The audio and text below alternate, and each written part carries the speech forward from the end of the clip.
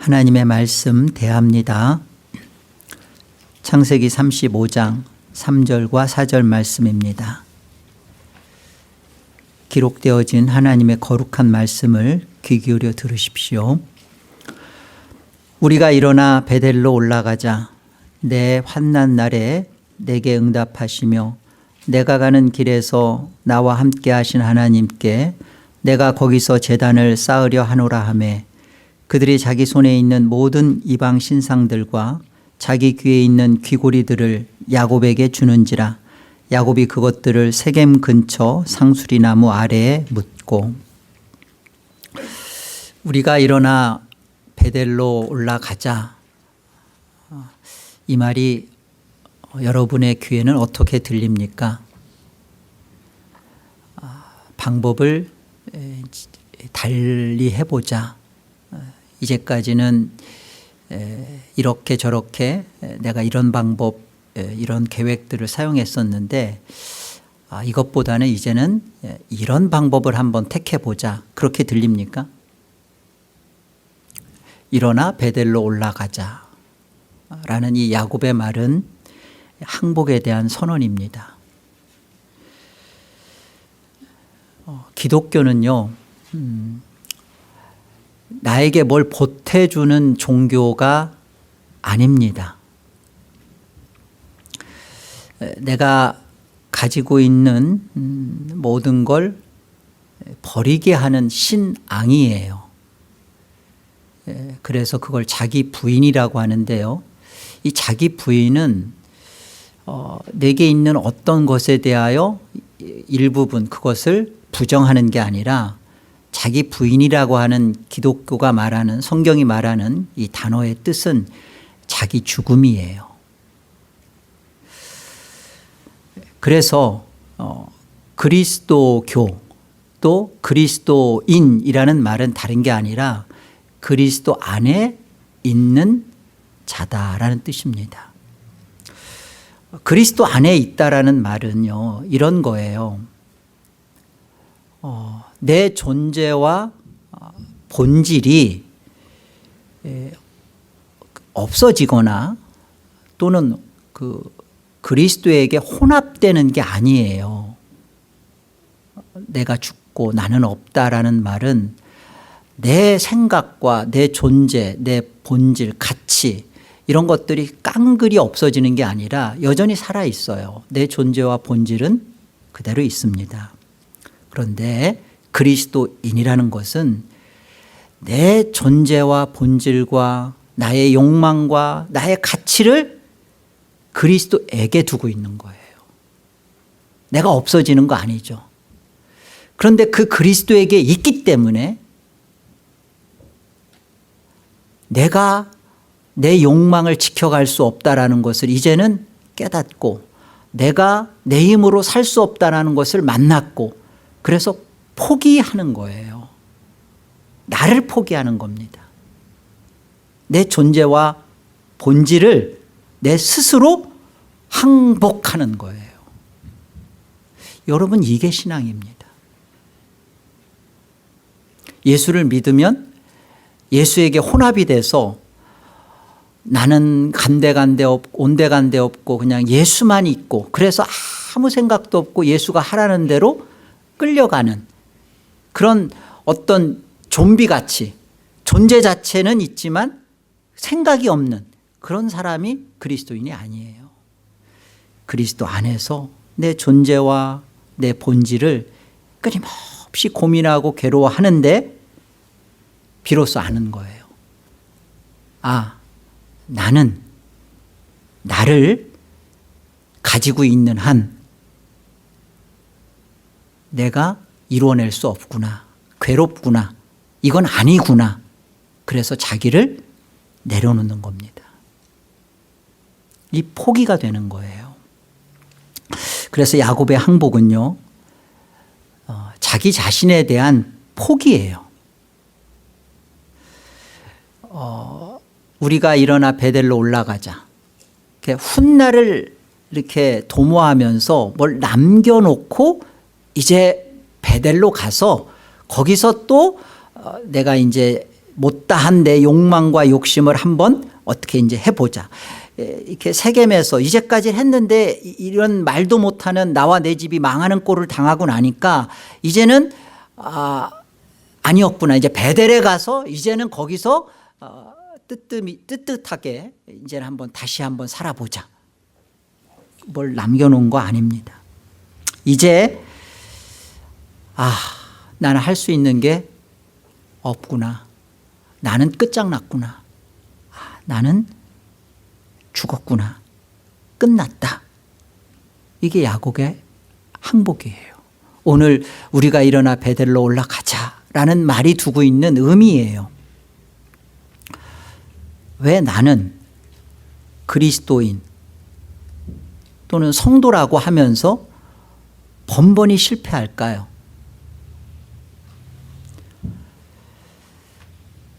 항복한 적이 없기 때문이고요. 항복이 안 돼서 그렇습니다. 그래서 실패를 벗어날 수 없는 거예요. 예수 믿는 게 너무 괴롭습니다. 가야 할 길은 알지만 가는 게 너무 힘듭니다.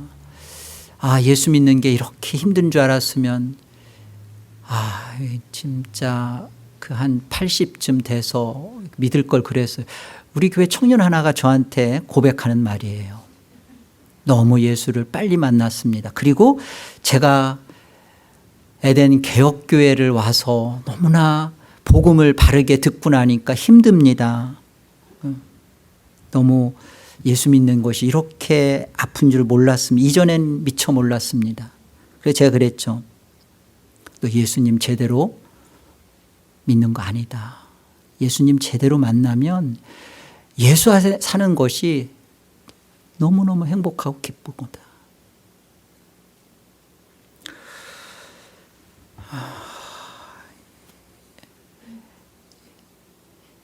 항복이 안 된 사람의 그 밑바닥에 있는 생각은 이런 겁니다.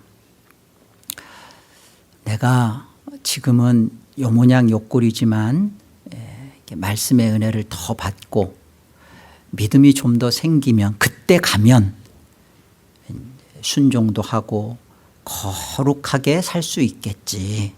지금은 말씀의 은혜가 조금 더 부족하고 내가 믿음이 좀 약해서 그런 것이지 언젠가는 이렇게 순종하고 거룩해질 거야.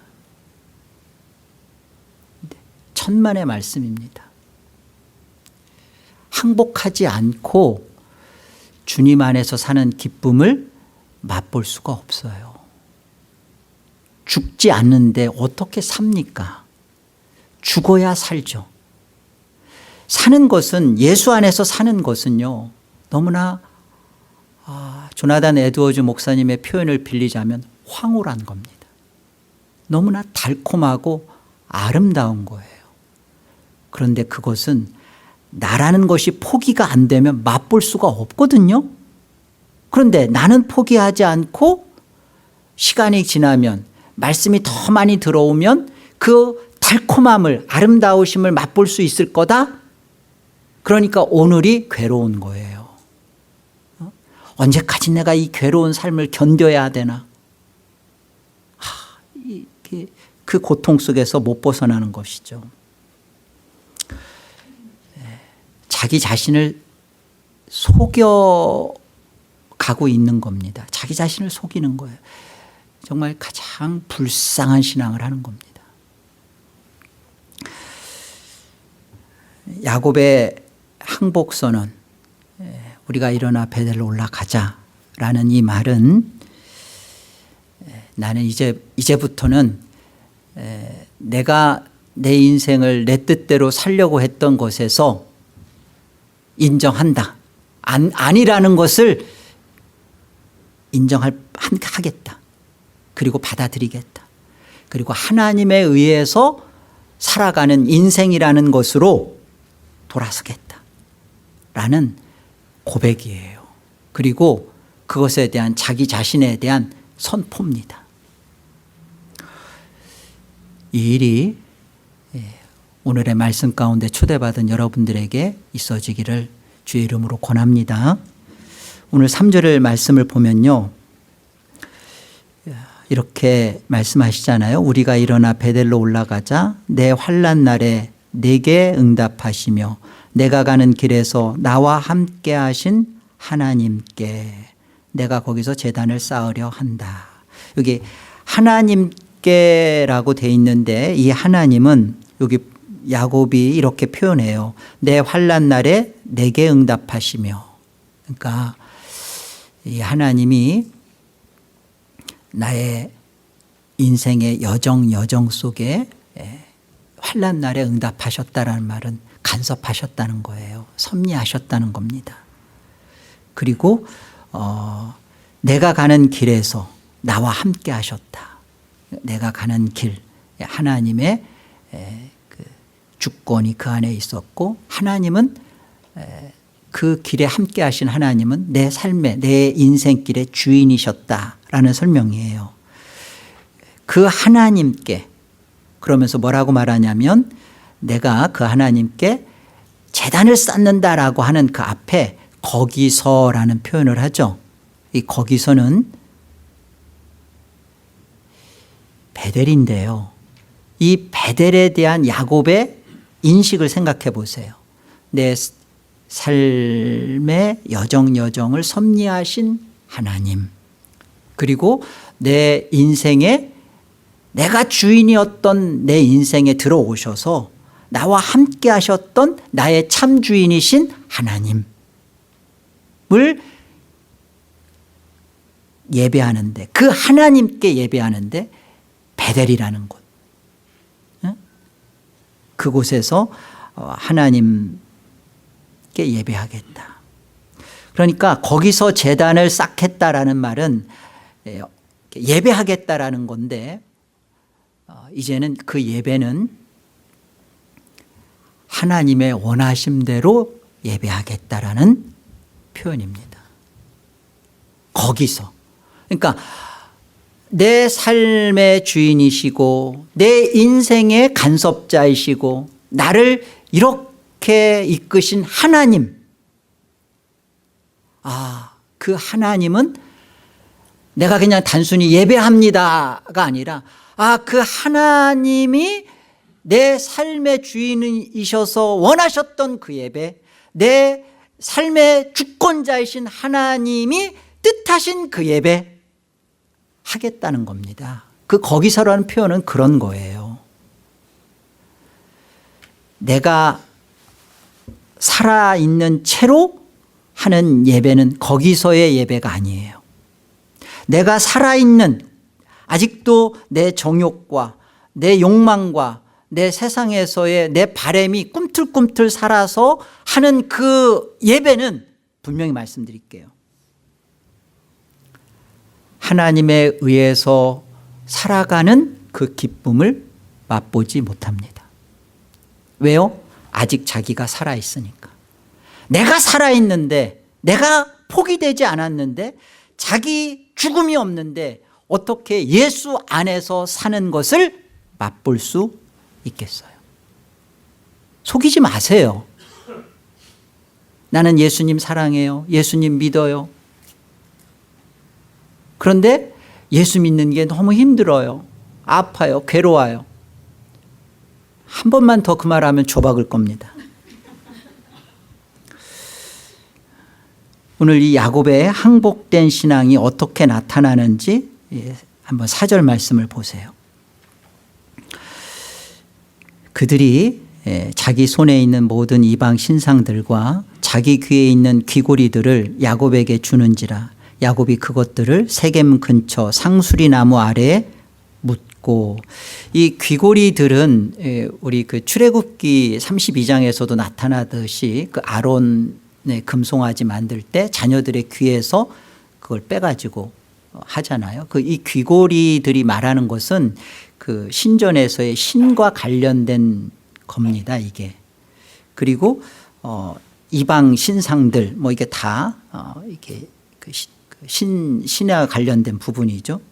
그리고 여기 보면 이것들을 상수리 나무 아래 묻었다. 이렇게 상수리 나무가 나오죠. 상수리 나무.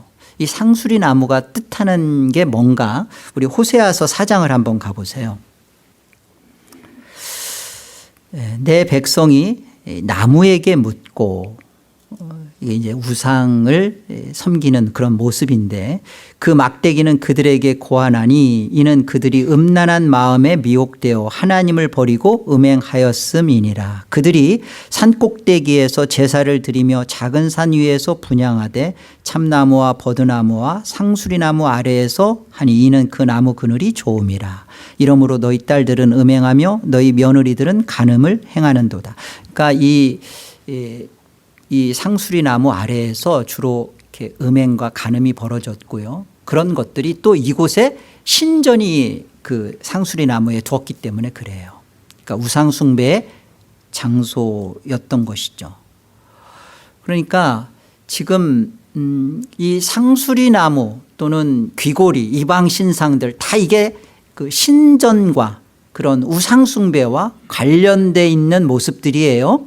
그런데 표현해 보면 오늘 본문 4절 표현해서 보면 우리 성경에서는 그게 안 나타나는데 원문에는 분명하게 나타나요. 뭐냐면 야곱이 그것들을 이 거짓 우상의 그런 물품들을 세겜 근처 그다음에 여기에 정관사 더가 있습니다.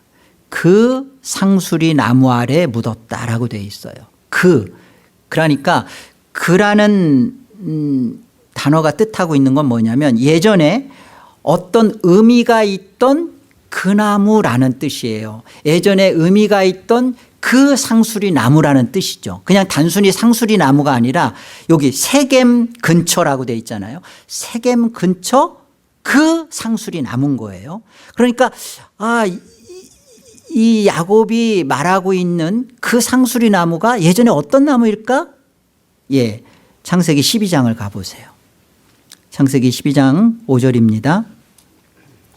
아브라함이 그의 아내 사레와 조카 롯과 하란에서 모은 모든 소유와 얻은 사람들을 이끌고 가나안 땅으로 가려고 떠나서 마침내 가나안 땅에 들어갔더라. 이제 하란 땅에서 이제 가나안 땅에 들어간 겁니다. 아브라함이 처음으로 가나안 땅에 들어간 거예요. 그리고 이제 이 아브라함이 그 땅을 지나 세겜 땅, 이 가나안 땅이잖아요. 세겜 땅 모래 상수리 나무에 이르니 그때 가나안 사람이 그 땅에 거주하였더라. 그러니까 이 말은 지금 이 세겜 땅 모래 상수리 나무 아래에서 여전히 가나안 사람들은 그곳에서 우상 숭배하고 있었던 거예요. 그 상수리 나무가 우상 숭배 신전이었던 거죠. 근데 보세요. 7절. 여호와께서 아브라함에게 나타나 이르시되 내가 이 땅을 내 자손에게 주리라 하신지라. 자기에게 나타나신 여호와께 그가 어디에서? 그곳에서 제단을 쌓았다 그럽니다. 바로 세겜 땅 그 바로 이 모래 상수리 나무 여기에 가나안 사람들이 우상 숭배했던 그 신전의 장소였던 그곳 세겜 땅의 그 상수리 나무에 지금 야곱이 그 상수리 나무 아래에 거짓 것들을 파묻는 것이죠. 여호수아서 24장 말씀을 가보시면요. 여호수아가 이 모든 말씀을 하나님의 율법책에 기록하고 큰 돌을 가져다가 거기 여호와의 성소 곁에 있는 상수리 나무 아래에 세우고 모든 백성에게 이르되 보라 이 돌이 우리에게 증거가 되리니 이는 여호와께서 우리에게 하신 모든 말씀을 이 돌이 들었음이니라. 그런즉 너희가 너희의 하나님을 부인하지 못하도록 이 돌이 증거가 되리라 하고 여기 큰 돌은 단순한 돌이 아니라 언약의 돌이고 증거의 돌인데요. 이걸 어디에 세워요? 상수리 나무 아래에 세웁니다. 그런데 이 상수리 나무가 여호와의 성소 곁에 있는 상수리 나무라고 그러죠. 그러니까 성경을 통해서 지금 말하고 있는 바가 이런 거예요. 야곱이 그 상수리 나무 아래에 이 거짓된 우상과 신상들을 파묻는다. 뭐 이방 그 신상들, 귀고리들 이런 거 다 파묻는다. 이 거짓이잖아요. 거짓. 이 거짓을 거기서 다 파묻습니다. 이것이 뜻하는 건 뭐냐면, 이 거짓이 뭐냐? 하나님이 아닌 것이죠. 하나님을 대신한 것이죠. 하나님처럼 될 수 있다라고 하는 인간의 생각이에요. 우상 신전, 하나님처럼 만들어준다. 우리를 하나님과 같이 해줄 수 있다라고 여기는 것들, 거짓입니다.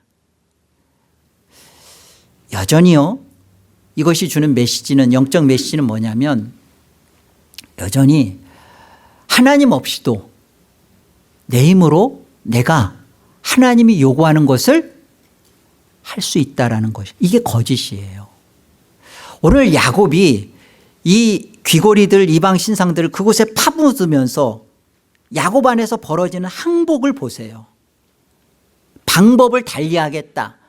이제는 생각을 좀 바꿔서 더 기발한 생각을 해서 이제는 내 욕심을 이뤄보겠다가 아니라, 나를 하나님을 떠나와서 선악을 알게 하는 지식을 먹은 존재로서 여전히 하나님을 대신하여 내가 스스로 내 자원을 확보하여 나를 채울 수 있다라고 하는, 만들어갈 수 있다라는 이 야곱의 잔꾀, 야곱의 자기 방법, 야곱이라는 자기 존재를 죽이는 거예요. 묻는 거예요. 이게 파묻었다가 장사 지냈답니다.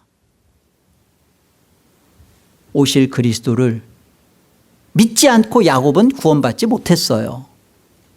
예수 그리스도를 믿는 그 믿음으로 야곱은 구원받았습니다. 그렇다면 오늘 야곱의 항복은 그리스도를 믿음으로 바라보는 겁니다. 언약적으로 말씀드리면요, 정과 욕심을 예수님의 십자가에 못 박 행입니다. 신약에서 보면 그 상수리 나무가 모형하고 예표하고 있는 것은 골고다 언덕의 예수님의 십자가예요. 공교롭게도 세겜이라는 뜻이 언덕이라는 뜻이에요. 예수 그리스도의 십자가 아래 내 정과 욕심을 장사 지낸 겁니다. 야곱의 이 항복이 야곱의 믿음이었고, 야곱의 이 포기와 같은 이 자기 죽음이 오늘날 그리스도인에게 있어지는, 아니 있어져야만 구원이 있게 되는 것입니다. 하나님이 선택하고 예정한 자녀는 하나님이 끝까지 견인하니까 어떻게 살아도 무엇을 해도 천국 간다. 틀림없어요. 하나님은 자기 백성을 결코 잃어버리지 않으세요. 그 결코 잃어버리지 않으시는 하나님께서 환난 날을 만들어주시고, 우리로 하여금 꼬꾸라뜨리게 하시고, 우리로 하여금 내가 죽는, 아니 스스로가 인격적으로 자기를 포기하고 항복하는 일을 자기 백성에게 행하셔요. 자기의 소원을 두고 하나님의 원하신 대로 따라가는, 기뻐 따라가는, 하나님 마지못해서가 아니에요. 나는 하나님이 좋아졌어요. 나는 이전에는 내가 먹고 싶은 거 먹고 하고 싶은 거 하는 것이 행복인 줄 알았는데, 하나님이 그것을 가로막아 주시는 것이, 그것으로 인하여서 하나님이 너무 좋아요. 하나님이 한 분만이면 돼요. 이 마음이 예정된 자녀들 속에 있어지는 거라고요. 예정됐으니까 아무렇게나 살아서도가 아니라 그 하나님 앞에 내가 죽고 그리스도가 사는 일에 있어서 인격적인 동의와 감사와 원함과 소원과 바람이 그 안에 있다고요. 십자가에 못 박힌 신앙, 항복된 신앙, 어떻게 해야 할까요? 예수와 함께 죽고 예수와 함께 살아있는 신앙은 도대체 어떤 걸까요? 우리 누가복음 14장 말씀 보겠습니다. 25절이요. 수많은 무리가 함께 갈새 예수께서 돌이키사 이르시되 무릇 내게 오는 자가 자기 부모와 처자와 형제와 자매와 더욱이 자기 목숨까지 미워하지 아니하면 능히 내 제자가 되지 못하고 누구든지 자기 십자가를 지고 나를 따르지 않는 자도 능히 내 제자가 되지 못하리라. 너희 중에 누가 망대를 세우고자 할진대 자기의 가진 것이 준공하기까지에 족할는지 먼저 앉아 그 비용을 계산하지 아니하겠느냐. 그렇게 아니하여 그 기초만 쌓고 능히 이루지 못하면 보는 자가 다 비웃어 이르되 이 사람이 공사를 시작하고 능히 이루지 못하였다 하리라. 또 어떤 임금이 다른 임금과 싸우러 갈 때 먼저 앉아 1만 명으로서 저 2만 명을 거느리고 오는 자를 대적할 수 있을까 헤아리지 아니하겠느냐. 만일 못할 터이면 그가 아직 멀리 있을 때 사신을 보내어 화친을 청할지니라. 이와 같이 너희 중에 누구든지 자기의 모든 소유를 버리지 아니하면 능히 내 제자가 되지 못하리라. 능히 내 제자가 되지 못한다. 그러니까 능히 내 제자가 되는 것이 뭐냐. 많은 사람들이 이 본문을 이렇게 이해를 해요. 예수님께서 이제 자기 부인과 자기 십자가를 말하면서 제자로서의 그 부름을 얘기할 때 자기 부모와 처자와 형제와 자매와 뭐 자기 목숨을 미워한, 그러니까 이렇게 이런 부모나 형제와 뭐 처자보다 그 예수님을 우선순위에 두어야 한다라고 이렇게 말하고, 그렇지, 내가 부모보다 내 형제보다 내 자녀보다 내 남편 아내보다 우선순위를 예수님에게 둬야지. 그리고서는 그 예수님을 따라가면서 자기 부인, 자기 십자가. 그래서 꼭 그러잖아요. 옆에 있는 내 남편이 이게 내 십자가라고. 이 자녀가 내가 져야 할 내 십자가라고 그렇게 말하죠. 그러면서 그 십자가 지고 따라간다. 내가 감당한다. 고난 받는다.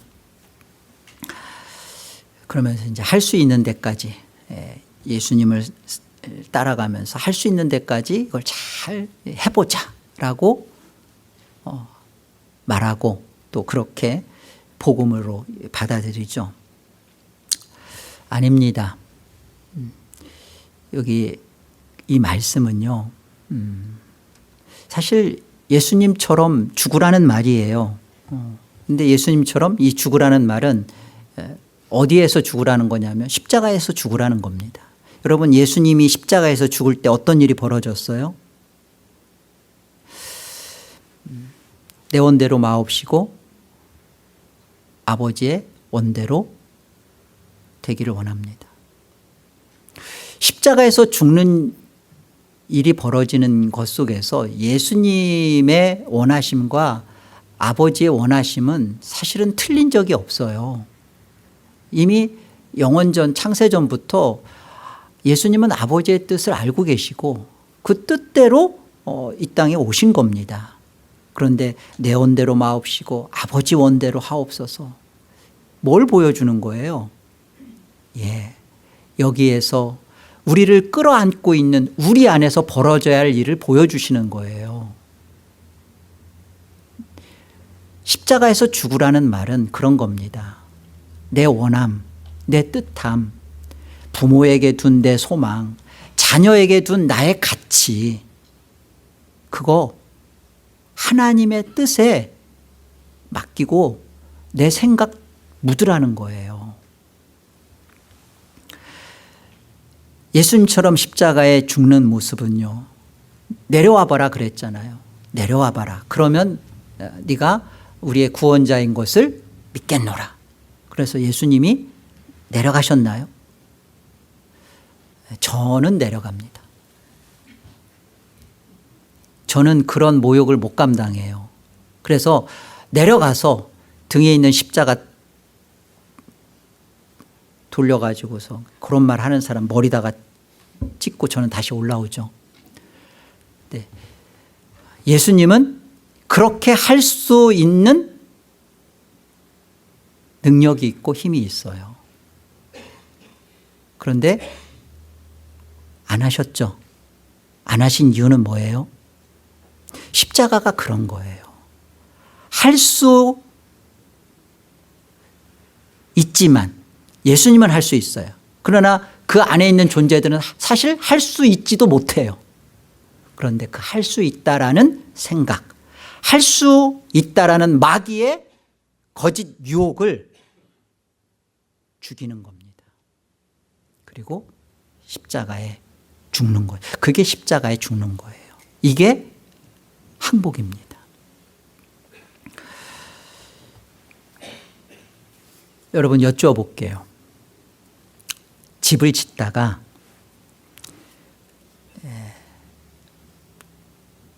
돈이 모자라면, 비용이 모자라면 어떻게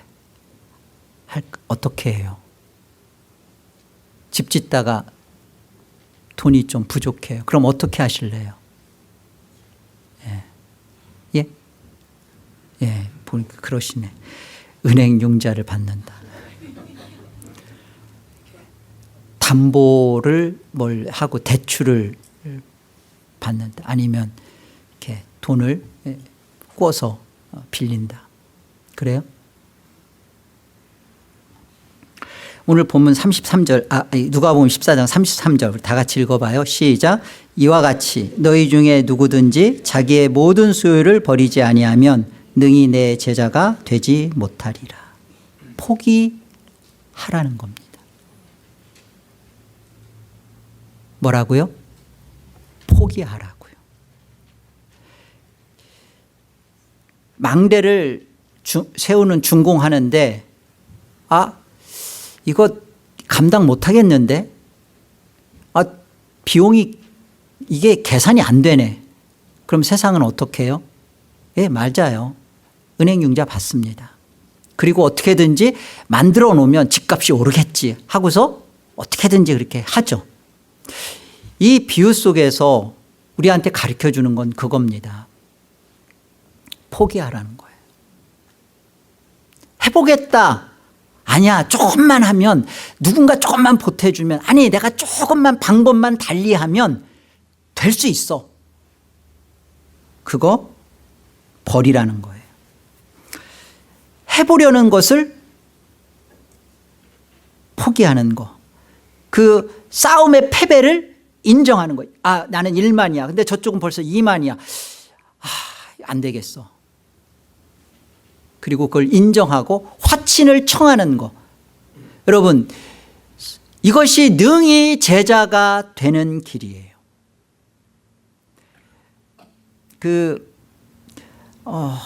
자기의 모든 소유를 버린다라고 말할 때 여기 보면 뭐 부모, 형제, 뭐 여기 보면 가족 중에 자녀, 뭐 처자, 뭐 이렇게 있잖아요. 이게 왜 이런 설명이 왜 나올까요?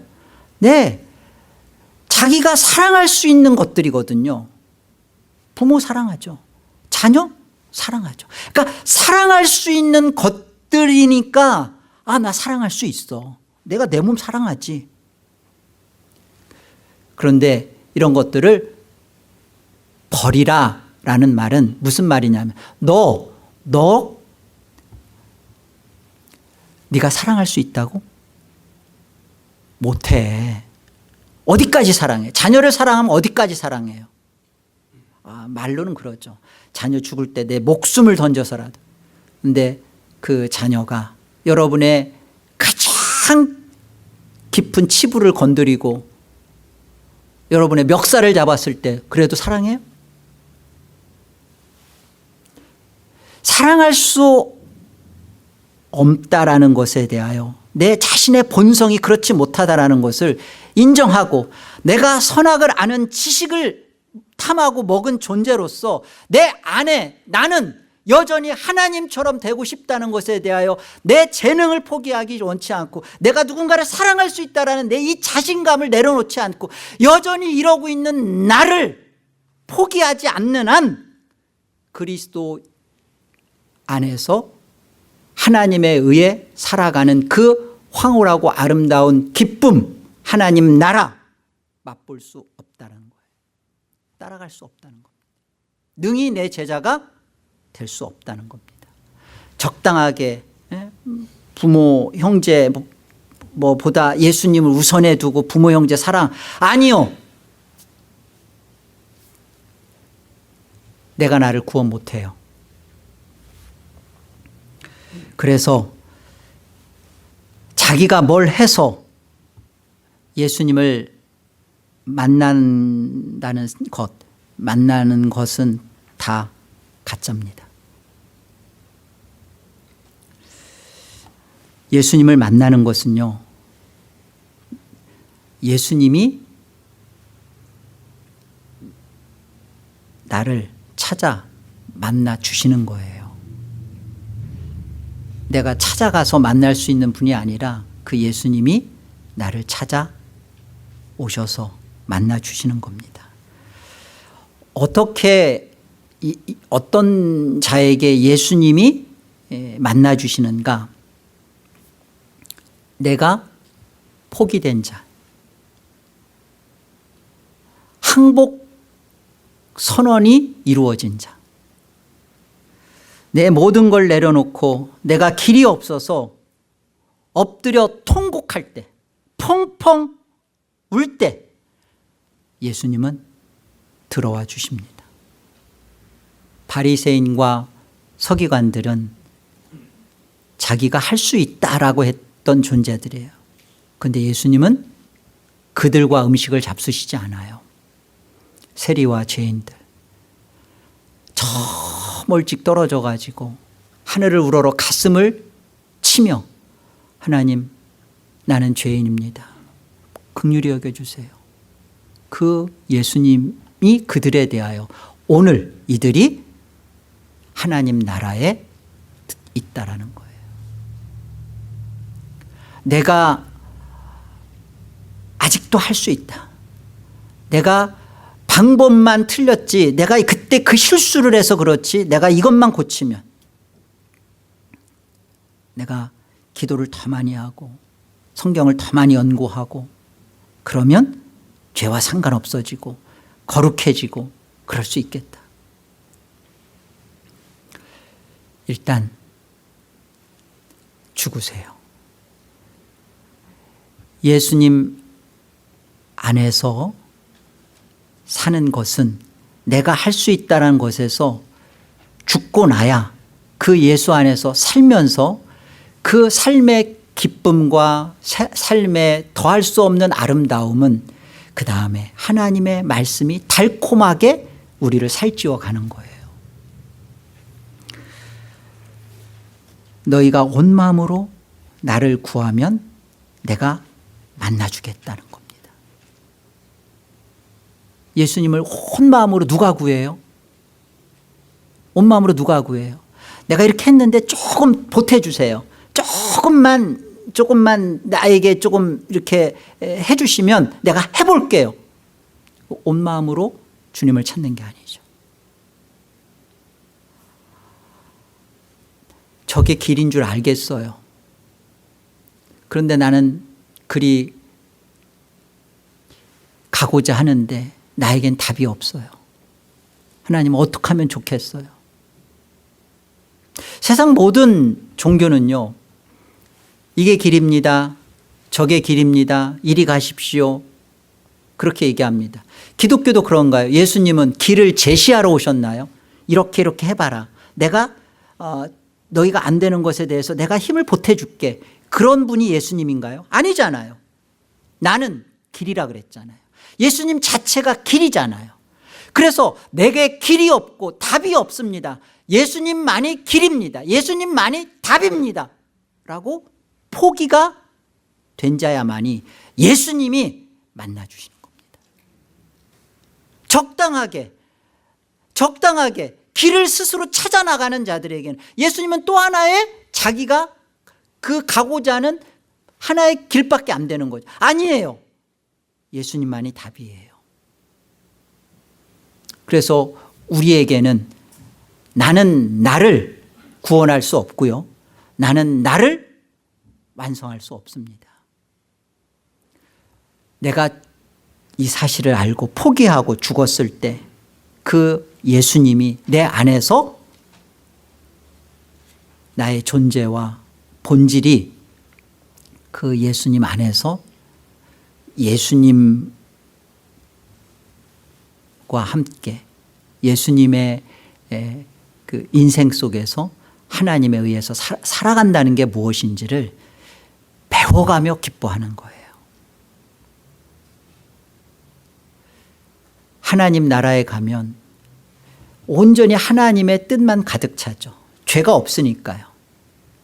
그곳에서 이루어지는 모든 그 기쁨이 지금 이곳에서 우리에게 맛보아지는 것이 이런 것들입니다. 이런 것들이 상급이에요. 할 수 있다는 자기가 포기된 자는 이제 어떻게 살게 되나, 어떤 삶을 사는 것이 마땅한가. 우리 고린도전서 10장을 한번 보겠습니다. 31절이요. 그런즉 너희가 먹든지 마시든지 무엇을 하든지 다 하나님의 영광을 위하여 하라. 유대인에게나 헬라인에게나 하나님의 교회에나 거치는 자가 되지 말고 나와 같이 모든 일에 모든 사람을 기쁘게 하여 자신의 유익을 구하지 아니하고 많은 사람의 유익을 구하여 그들로 구원을 받게 하라. 내가 그리스도를 본받는 자가 된 것 같이 너희는 나를 본받는 자가 되라. 하나님께 영광은 기도하고 밥 먹으면 하나님께 영광 되는 게 아니에요.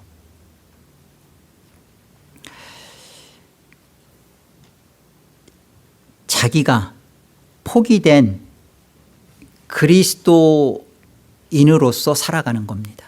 이게 하나님께 영광이에요. 내 유익보다 다른 사람의 유익을 생각해 두고 하나님의 교회에 거치지 않는, 오히려 덕을 세우는 자의 모습으로 살아가고, 하나님의 사람으로서 그 하나님 나라가 건설되어져 가는 일에 고민하고, 내가 그리스도를 본받는 자같이, 이게 다른 게 아닙니다. 그리스도에게 사로잡혀서 하나님만을 갈망하며 하나님만을 정말로 온 마음을 다해 사랑하는 그 바울처럼 너희도 나를 본받으라. 내가 이렇게 살아보니까 세상에서는 버려지고 오히려 내가 가지고 있었던 모든 것들보다 내가 육신적으로나 무명해지고 힘들고 고되지만 나를 본받아라. 왜? 나는 그리스도 한 분만을 향하여 가는 이 기쁨, 이 존귀함 때문에 너무 행복하다는 거잖아요. 여러분, 왜 돈을 벌려고 하세요? 이 돈을 벌려고 한다는 것에 대해서 나쁘게 생각하지 마십시오. 이걸 우상으로 여겨서 돈을 벌어야만 내가 행복하겠다.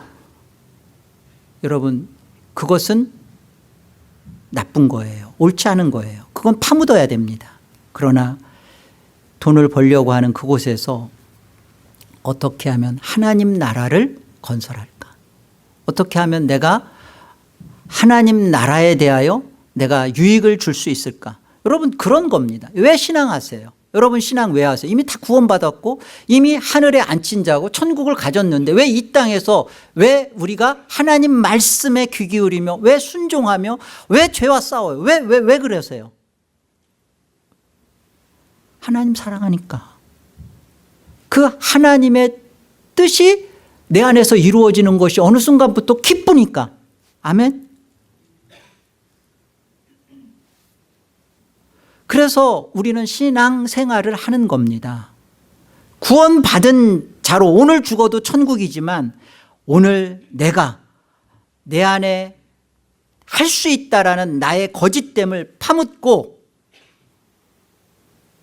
오직 예수 그리스도 안에서 예수 그리스도의 삶을 조차 그렇게 살아가겠다라는 것이 하나님께 영광이구나. 먹든지 마시든지 무엇을 하든지 이 자리로 가는 것이구나. 그렇게 가는 것입니다. 오늘 우리가 이런 그 수직적인 하나님 앞에서의 예배를 지금 하고 있습니다. 강복 선포가 이루어지고 우리가 이제 그 수평적 예배의 시간인 애찬 시간을 대할 겁니다. 바라기는 그 시간에 세상 돌아가는 이야기, 세상 사는 이야기 안 했으면 좋겠어요. 아니 뭐 우리가 사람인데 왜 세상 돌아가는 얘기하고 살아야죠. 자기가 포기된 그리스도인의 예배자로서의 삶의 첫 시간을 우리가 성도들과 맞이하는 그 시간인데 이때 오늘의 말씀을 통하여 어떻게 하나님 나라를 내가 맛보았는지 어떻게 하나님 나라를 같이 건설해 갈 건지 내가 미치도록 이 하나님을 사랑하고 싶은 이 마음이 내 안에 말씀으로 어떻게 만나 주셨는지 성령님은 내 안에서 어떻게 그 하나님으로만 갈망케 만드셨는지를 나누는 것이 그래도 시간이 부족하지 않을까요? 여러분 그런 시간으로 저는 우리 에덴 개혁장로교회 성도님들이 애찬 시간을 밥을 먹으면서 먹든지라 그랬잖아요. 먹든지 마시든지 하나님께 영광을 돌리라 그러죠. 밥 먹을 때 기도하고 밥 먹으면 되는 게 아니라 오늘의 이 내 안에서 말씀 안에서 내가 어떤 부분이 포기되었고 그리스도 안에서 이제 나는 어떻게 살고파지게 되었는지를 나누시고 우리 장로님들은 다 준비가 돼 있습니다. 말씀을 어떻게든지 나누려고 준비가 돼 있습니다. 특히나 제가 가면 피해가는 분들을 제가 보면서 많이 제가 속상합니다. 오라고 하십시오. 그래서 장로님들 같이 또 우리 식사하면서 말씀 나누시고 은혜 나누시고 그리고 하나님께 영광을 돌리면서 내가 죽고 그리스도 안에서 내 존재와 본질이 죽어가는 이 기쁨을 나누는 거룩한 주의 자녀들 되기를 주의 이름으로 빕니다.